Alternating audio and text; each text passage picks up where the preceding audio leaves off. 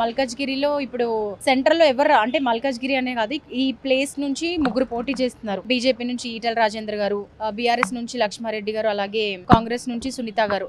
So ఈ ముగ్గురులో ఎవరు వస్తే ఇక్కడ డెవలప్మెంట్ జరుగుతుంది? ఇప్పుడు ఇక్కడ ఏమైనా ప్రాబ్లమ్స్ ఉన్నాయా? ఏ పార్టీ ఉన్నా సరే లోపల దోచుకోవడం తప్ప పెట్టడం అనేది ఉండదు. అర్థం ఫుట్పాత్ స్ట్రీట్ ఫుడ్ వాళ్ళు ఉన్నారు, రోడ్డు మీద బతికే వాళ్ళు ఉన్నారు, లేని వాడు ఉన్నాడు, ఉన్నవాడు ఉన్నాడు. ఇప్పుడు జాబ్ చేయాలన్నా కూడా ఒకరికి జాబ్స్ లేవు. ఒకరికి లిమిట్ పర్మిట్ అని పెట్టాలి, ఒకటి రెంటల్ ఒకటి.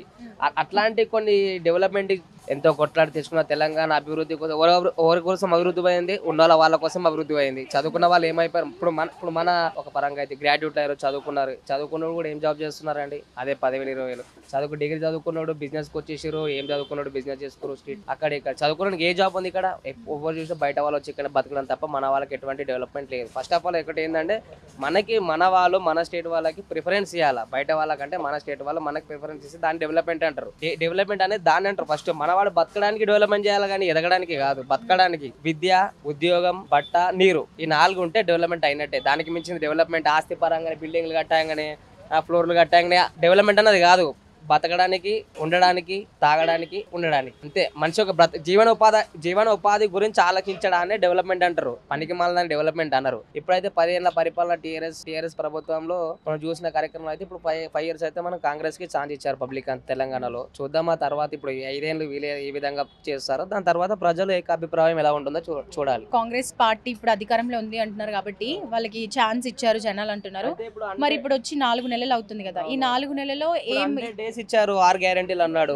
6 గ్యారెంటీలో ఇప్పుడు కొంతమంది ముసలి వాళ్ళు ఉంటారు, ఇప్పుడు ఎంతో ఆశపడి ఉంటారు, వాళ్ళకి ఎటువంటి సాయం అందదు. వాళ్ళు ఏ విధమైన ఇప్పుడు 10 ఏళ్ల పరిపాలన టీఆర్ఎస్ ప్రభుత్వం వాళ్ళకి ఏం చేసింది? 1000 రూపాయలు ఇప్పుడు 500 పెంచింది, 1000 రూపాయల నుంచి 2000 తీసుకెళ్ళింది. ఆ 2000 ఇప్పుడు కాంగ్రెస్ ప్రభుత్వం గ్యారెంటీలో ఏం చేసిందంటే 4000 చేస్తా అని చెప్పేసి అన్నది. 4000 చేసిన అన్నప్పుడు బడ్జెట్ పరంగా అయితే ఎందుకు లోపాటు ఉంటుంది? బడ్జెట్ దేశంతో ఆలోచించారు. ఇప్పుడు అయితే అందరూ చదువుకుంటారు, చిన్నపిల్లల నుంచి ఎవరైనా రాజకీయంగా పరంగా ఎవరైనా ఆలోచిస్తున్నారు. సెంట్రల్ లో ఎవరు వస్తే బాగుంటుంది అనుకుంటున్నారు? ఇండియా డేస్ మన మోదీ గారు ఉన్నారు కదా, సెంట్రల్ అయితే మన ఇండియా పరంగా సేఫ్ సైడ్ అయితే బీజేపీ ఉండాలి. పటిష్టంగా ఉంటది, అంటే బలబద్ధంగా ఉంటది అనమాట, కంచెలేసి ఉంటది అనమాట. ఎవరు అంటారు దుండ కూడా రాకుండా ఉండడానికి కంచేసి ఎప్పుడు బీజేపీ ఉంటది. కాబట్టి బీజేపీ ఉంటే బాగుంటది. స్టేట్స్ లలో కాంగ్రెస్ ఉంటే బాగుంటది.